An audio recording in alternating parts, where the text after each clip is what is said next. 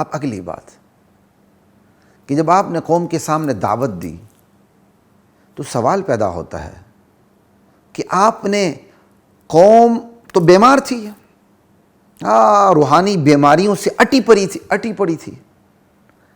سوال پیدا ہوتا ہے آپ نے تشخیص کیا فرمائی، اور آپ نے بیماری کی تشخیص کے بعد آپ نے تجویز کیا فرمایا، اس کا علاج کیا آپ نے بتایا قوم کو. یہ دیکھیں دور جاہلیت کا جو معاشرہ ہے وہ تو روحانی بیماریوں سے آٹا پڑا تھا. زناکاری، بدکاری، پھر اس زناکاری اور بدکاری کا فخریہ طور پر اب میڈیا کے اوپر لانا. اس وقت کا میڈیا شعر و شاعری تھی، شعر و شاعری میں باقاعدہ سب کچھ ذکر کر دینا، سود خوری، حرام خوری، اور طاقتور کا کمزور کو دبا دینا، مردوں کا عورتوں کو دبا دینا، کعبہ کا طواف بھی ننگے کرنا، بہت سی بیماریوں کے مجموع لاتعداد نکاح کرنا. لیکن نبی کریم صلی اللہ علیہ وسلم نے آ کے ان میں سے کسی ایک بیماری پر بھی ہاتھ نہیں لگایا. فوراً یہ نہیں کہا سود چھوڑ دو، شراب چھوڑ دو، لاتعداد نکاح سے باز آ جاؤ، برہنہ طواف ختم کر دو، اپنی معیشت سے سود کو ختم کر دو. نہیں، یہ تو پھر ایک سرا ہوتا. نبی علیہ السلام نے اللہ کے حکم سے دعوت کا سیرہ تلاش کیا، اللہ کے حکم سے تشخیص فرمائی اور تجویز بھی فرمایا.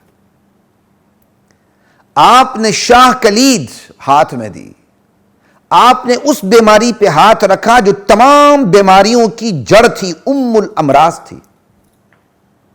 آپ نے کہا میری اس قوم کے اندر جتنی بھی خرابیاں ہیں، چاہے وہ سودی خرابیاں ہوں، حرام کاری کی خرابیاں ہوں، حرام خوری کی خرابیاں ہوں، فحاشی کی خرابیاں ہوں، جتنی بھی خرابیاں ہیں، ظلم کی خرابیاں ہوں، ان کی اصل بنیاد یہ ہے کہ ان کے اندر اللہ کی عظمت کا اصل تصور نہیں، اللہ کی توحید کا اصل تصور نہیں، مکافات عمل کا تصور ان سے غائب ہو چکا ہے. یہ تو آخرت کے منکر ہے. یہ دو بڑی بیماریاں تھیں. ان دو بڑی بیماریوں میں سے بھی اصل بیماری اللہ کی توحید کو نظر انداز کر دینا تھا. تو اللہ تعالیٰ نے آپ کو یہ رہنمائی فرمائی تو آپ نے جا کے اسی بیماری پہ ہاتھ لگایا سب سے پہلے. پورا قرآن اس کا گواہ ہے، پوری سیرت النبی صلی اللہ تعالی علیہ وسلم اس کی گواہ ہے کہ آپ نے جو بنیادی بیماری پکڑی وہ شرک کی تھی، اس کا علاج توحید تھا. یا ایھا الناس قولوا لا الہ الا اللہ تفلحوا. لوگو لا الہ الا اللہ کہہ دو، کامیاب ہو جاؤ گے. آپ نے کہا ان کے اندر اصل بیماری شرک کی گندگی ہے. اگر یہ شرک کی گندگی ان سے ختم ہو جائے تو باقی ساری بیماریاں ختم ہوتی چلی جائیں گی.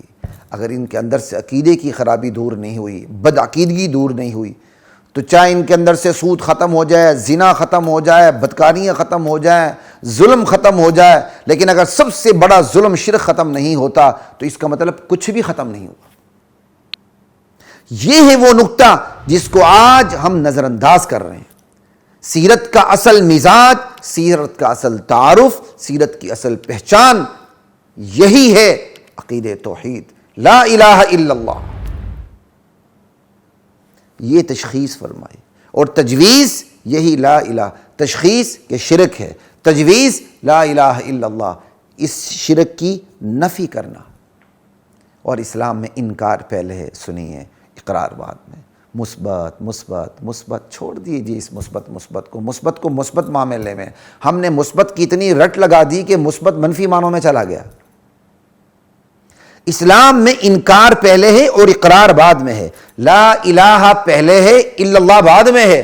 جب تک لا الہ کی تلوار نہیں چلتی، الا اللہ کی فصل نہیں اگتی. وہاں نبی علیہ السلام نے یہی طریقہ اختیار فرمایا.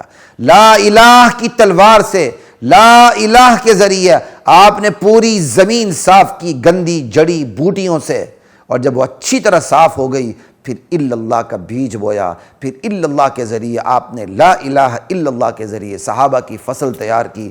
کزرع اخرج شطأہ فآزرہ فاستغلظ فاستوى على سوقه يعجب الزراع ليغيظ بهم الكفار. آپ نے ایسی فصل تیار کی جو کسان کو آپ کو بڑی بھلی لگتی ہے، کیونکہ کاشتکار تو اصل نبی علیہ السلام تھے، جو آپ نے فصل صحابہ کی فصل تیار کی تھی، اور آپ کو تو بڑی بھلی لگتی تھی، لیکن منافقین کو، کافرین کو بری لگتی تھی۔ لیغیظ بہم الکفار، اسی آیت کو سامنے رکھتے ہوئے امام مالک رحمۃ اللہ علیہ نے کہا ہے صحابہ کو برا بلا کہنے والا کافر۔ لا الہ الا اللہ۔ خیر، یہاں میں نے آپ کے سامنے اتنی بات رکھنی تھی کہ اصل کیا کہتے ہیں پیغام جو ہے سیرت کا، اور سیرت کا اصل تعارف جو ہے وہ عقیدہ توحید ہے۔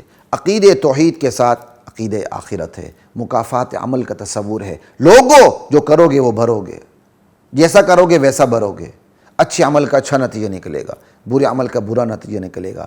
آپ نے احساس ذمہ داری کو بیدار کیا، اور آپ نے نیری توحید بیان نہیں کی آپ، اور یہ قرآن کا اسلوب بھی ہے، آپ نے توحید کے دائیں بائیں جنت اور جہنم کو رکھ کے توحید کو بیان کیا۔ آج ہمارا ایک یہ المیہ بھی ہے، ایک طبقہ وہ ہے جو صرف توحید بیان کرتا ہے، جنت جہنم کو بیان نہیں کرتا۔ ایک طبقہ وہ ہے صرف جنت اور جہنم کے تذکرے کرتا ہے، لیکن اللہ کی توحید کو بیان ہی نہیں کرتا۔ اور ایک طبقہ وہ ہے نہ جنت بیان کرتا ہے نہ جہنم بیان کرتا ہے، نہ اللہ کی توحید کی اس سے توفیق ملتی ہے۔ وہ جس مزاج کا وہ نعرہ لگاتا ہے، اگر معاشی مزاج رکھتا ہے تو معیشت معیشت معیشت، جب تک معیشت ٹھیک نہیں ہوتی مسلمان ٹھیک نہیں ہو سکتے۔ کوئی سیاسی مزاج کیا تو سیاست سیاست سیاست، جب تک اقتدار میں اسلامی سیاست نہیں آتی کچھ بھی ٹھیک نہیں ہو سکتا۔ اور نبوی مزاج کیا ہے، جب تک عقیدہ ٹھیک نہیں ہوتا معیشت بھی ٹھیک نہیں ہوتی، سیاست بھی ٹھیک نہیں ہوتی۔ یہی وجہ ہے تمام انبیاء کو توحید کا عقیدہ ملا، لیکن تمام انبیاء کو ریاست نہیں ملی۔ چند انبیاء تھے جن کو، بعض انبیاء تھے جن کو ریاست بھی ملی، اور ریاست میں جو عقیدہ تھا نافذ کرنے کا انہیں موقع ملا۔ اگر ریاست اہم ہوتی تو ہر نبی کو ریاست ملتی کہ وہ اس پہ نافذ کرتا۔ چونکہ عقیدہ توحید اہم تھا، ہر نبی کو عقیدہ توحید ملا اور توحید کی دعوت ملی۔ اس کے ساتھ بہت سے انبیاء کو ریاست بھی ملی، بہت سے انبیاء کو ریاست نہیں ملی۔ تو اصل بات یہ ہے کہ یہ ہے اصل چیز، انکار پہلے ہے اقرار بعد میں ہے، اور سیرت کا اصل تعارف عقیدہ توحید ہے، اور وہ عقیدہ توحید جس کے دائیں جنت ہے جس کے بائیں جہنم ہے، درمیان میں توحید ہے۔ کیونکہ جنت اور جہنم کا استحضار، اللہ کی نعمتوں کا استحضار اور اللہ کے عذاب کا استحضار توحید کی دعوت کو قبول کرنے کی استعداد پیدا کرتا ہے۔ اور آج ہم اپنے طریقے سے اس استعداد سے لوگوں کو محروم کر رہے ہیں۔ توحید بیان کرتے ہیں تو صرف توحید بیان کرتے ہیں، نہ جہنم کا ڈراوا سامنے رکھتے ہیں، نہ جنت کی نعمتیں سامنے رکھتے ہیں۔ حالانکہ جنت جہنم کو سامنے رکھا جائے توحید کو قبول کرنا آسان ہو جاتا ہے۔ تو یہ تیسرا چوتھا نقطہ میں نے آپ کو بتایا۔ پہلا نقطہ جو میں نے آپ کو بتایا تھا وہ یہ ہے کہ آپ نے رائج الوقت طریقہ کار اختیار کیا۔ دوسرا طریقہ یہ ہے کہ آپ نے دعوت سے پہلے اپنے کردار کو سامنے رکھا، اور تیسرا یہ ہے کہ جب آپ نے دعوت رکھی تو بنیادی دعوت کون سی رکھی جس سے تمام بیماریاں ختم ہوتی چلی گئیں اور تالے اور قفل کھلتے چلے گئے؟ وہ یہ تھا کہ آپ نے بیماری پکڑی، تشخیص کہ یہ شرک کی بیماری ان کے اندر ہے، یہ کینسر ہے، اور پھر آپ نے تجویز کیا فرمایا کہ توحید کے ذریعے شرک کو ختم کر دیا جائے۔ پھر یہی نتیجہ نکلا کہ جب اللہ کی عظمت، اللہ کی ہیبت، اللہ کی محبت صحابہ کے دلوں میں رچ بس گئی، مکافات عمل کا عقیدہ رچ بس کیا، احساس ذمہ داری وجود کے ایک ایک یعنی پور پور کے اندر اور جسم کے ذرے ذرے کے اندر، روح کے اندر سرایت کر گیا، ذمہ داری کا احساس، مکافات عمل کا عقیدہ، تو پھر اللہ کے نبی نے جو کہا وہ کرتے چلے گئے۔ جہاں نرم ہونے کی ضرورت تھی نرم ہو گئے، جہاں گرم ہونے کی ضرورت تھی گرم ہو گئے۔ جب کہا شراب حرام ہے تو مدینے کی گلیاں نہروں کا نقشہ پیش کرنے لگی۔ نبی علیہ السلام کو کنونس نہیں کرنا پڑا، کنونس نہیں کرنا پڑا، کیونکہ بنیاد تیار ہو چکی تھی۔ آج المیہ یہ ہے ہمارے معاشرے کا، ہمارے مسلمان معاشرے کو کنونس کرنا پڑتا ہے۔ اس کے سامنے قرآن کی آیت رکھی جائے، اللہ کے نبی کا فرمان رکھا جائے، اس کی کھوپڑی میں بات نہیں بیٹھتی۔ وہ کہتا نا نا نا نا، پہلے میری کھوپڑی کو سمجھاؤ، مجھے لاجک سے سمجھاؤ، لاجک سے۔ یہ ایک الگ سلگتا موضوع ہے۔ اس کی کیا وجہ ہے؟ اس کے ذمہ دار ہم علماء ہیں، ٹھیک ہے۔ ہم نے وہ بیسی بنیاد ہی نہیں بٹھائی۔ بنیاد اللہ کی توحید ہے جو عقیدہ آخرت دائیں بائیں رکھ کے دینی ہے۔ وہ بندہ اس طرح کنونس ہو جاتا ہے کہ اس کے دل میں سوالات ہی نہیں اٹھتے کہ جوابات دینے کی ضرورت پیش آئے۔ یہی نبوی طریقہ کار، عقیدہ توحید پر محنت کی، سیاست بھی ٹھیک ہو گئی، معیشت بھی ٹھیک ہو گئی، معاشرہ بھی ٹھیک ہو گیا، فرد، معاشرہ، ریاست، سیاست، قیادت، زندگی کے تمام شعبے سیدھے ہوتے چلے گئے۔ لا الہ الا اللہ۔ تو یہ ایک نقطہ تھا تشخیص اور تجویز، کہ آپ نے شرک کی تشخیص کی اور توحید کی تجویز فرمائی۔